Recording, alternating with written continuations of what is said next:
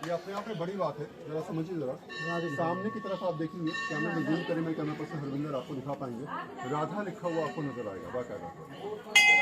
अक्षरों को समझिए जरा, राधा लिखा हुआ। जैसे हम राह बनाते हैं ना, ये राह बना हुआ है, ये आपकी मात्रा है उस पर, ये राह बना हुआ है, ये एक ही मात्रा है, राधे राधे राधे स्वतः ही प्रकट है ठाकुर की कृपा से। अब देखिए शाम जरा और नीचे श्याम देखोगे, जैसे हम शाह को बनाते हैं, जो आधा शाह जो हमारा होता है, ये शाह है, ये आधा या है, इसमें ऐसे ये करके ये माँ बना हुआ है। तो राधे और श्याम, और वो भी गोरे और सांवले रूप पर ही ठाकुर जी का एक रूप है, दोनों एक हो गए। ठाकुर जी ने कहा था जब विवाह हुआ ठाकुर जी का, तो ठाकुर जी ने कहा राधे आज मैं बड़ा प्रसन्न हूँ, और मैं आज जितने भी ये जीव है मेरे विवाह में, मैं आज इन जीवों को वरदान देना चाहता हूँ प्रसन्न होके।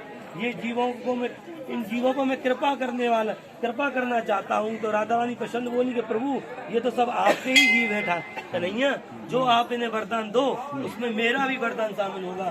तो ठाकुर जी ने यह वरदान दिया कि राधे जो भी इस भांडी वट के नीचे मेरे विवाह में जितने हैं कीड़े मकोड़े लता पताएं जीव जंतु आदि जितने भी मेरे ठाकुर जी मेरे विवाह में जितने भी जीव हैं, मैं इन सारे जीवों को आज वरदान देता हूँ, यही जीव मनुष्य योनि को धारण करेंगे और मेरी कृपा के द्वारा भांडीवट इस विवाह स्थल का दर्शन करेंगे, इस मंडप का दर्शन करेंगे, मेरे इस रूप का दर्शन करेंगे, और यहाँ एक रात्रि अगर निवास करेंगे तो ये कभी भी माँ के घर में जन्म नहीं लेंगे, ये सीधा परम धाम गोलोक धाम। अच्छा, यानी जो लोग भी यहाँ पर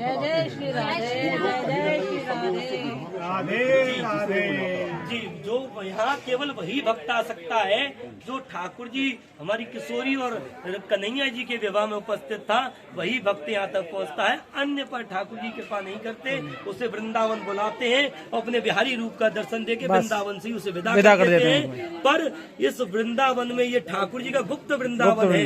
भांडीवन तो इस नाम ठाकुर जी अपनी लीला से दिया है, क्योंकि यहाँ राधा और कृष्ण के बीच में मल्ल कीड़ा हुई थी, जिसमें शर्त हुई कि जो जीतेगा, जो हारेगा वो हारने वाली पार्टी, जीतने वाली पार्टी को भंडारा देगी। तब कन्हैया जी राधा रानी से कुश्ती में हार गए और ठाकुर जी ने यहाँ ब्रज गोपिकाओं को, ब्रज ग्वालाओं को, सखाओं को, सबको यहाँ भंडारा दिया। तो राधा रानी बड़े प्रसन्न हुई, बोले हरि तुम तो सबको दान करते हो, हमेशा ही दान देते हो, आज स्वयं अपने हाथों से तुम भंडारा वितरण कर रहे हो। आज से इस भंडारे से ये स्थल भांडीवन के नाम से जाना जाएगा, और ये जो वृंदावन है ये गुप्त वृंदावन रहा आएगा। इसके बारे में वही जान पाएगा जिन जीवों पर आपने आशीर्वाद दिया है, जिन पर कृपा की है। तो महाराज जी